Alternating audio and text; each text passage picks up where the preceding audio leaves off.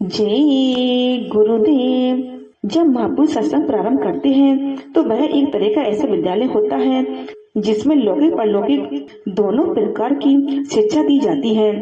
आने को तो बहुत से लोग आते हैं, सुनते हैं, समझने की कोशिश करते हैं, पर सत्संग में भर्ती उनकी मानी जाती है जो महापुरुषों से नामदान लेते हैं। मात्र एडमिशन लेने से कोई शिक्षाविद नहीं बन जाता, उसके लिए पढ़ाई करनी पड़ती है, मेहनत करनी पड़ती है, परीक्षा देनी होती है, तब कहीं जाकर डिग्री मिलती है।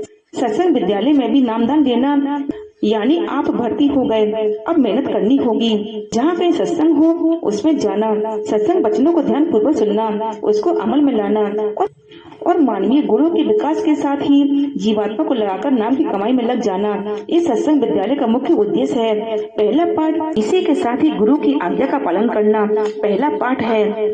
जब हम पढ़ाई में लग जाएंगे तब धीरे धीरे नामदानी से हम सत्संगी बनेंगे, साधक बनेंगे, सिद्ध बनेंगे, साध बनेंगे, तब साध्य होंगे और गुरु की दया कृपा लेते हुए सच्चे गुरु के दरबार में पहुंचेंगे। लिखने पढ़ने में, कहने सुनने में तो यह सरल सुगम मार्ग है, क्योंकि इसमें कोई टंट घंट नहीं, कोई कठिन मेहनत नहीं। बस मन बुद्धि चित्त को एकाग्र करके जीवात्मा को जगाना, नाम के साथ जोड़ना है और अपनी बुराइयों को निकालकर अपने को सुधारना है। कोई क्या करता है इस ओर ध्यान नहीं देना है। जिन्होंने अपने को सुधारा, अपनी कमाई में लग गए, अपनी गुरु भक्ति ग्रहण करते रहे, गुरु को देखा और अपने को देखा, वो साध बन गए और हजारों को रोशनी दे दी और पार कर दिया। जो खुद पार हो जाता है वही दूसरों को कल्याण कर सकता है। हमने अपना कल्याण तो किया नहीं और लगे दूसरों के ठेकेदार बनने। तो कबीर साहब ने कहा है, माया धरी मस्करी कहते ही गए ऊत, लेकिन जिन्होंने साधना की गुरु वचनों पर कुर्बान हो गए वो पहले क्या थे, कैसे लोग थे। लोग भला देते हैं और ऐसे महाजन के लिए कबीर साहब ने कहा, कबीर मेरे साथ की निंदा करो न कोई, होपे चंद कलंक है तऊ उजियारा हुए।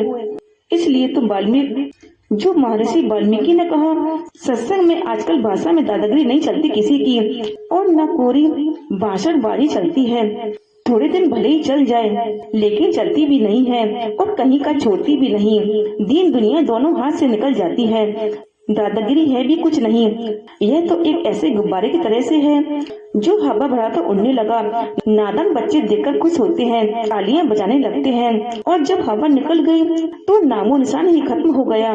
दादागिरी तो दुनिया में भी नहीं चलती, क्योंकि थोड़े दिन तक तो वो भले ही चले पर फिर भी कोई साथ नहीं देता।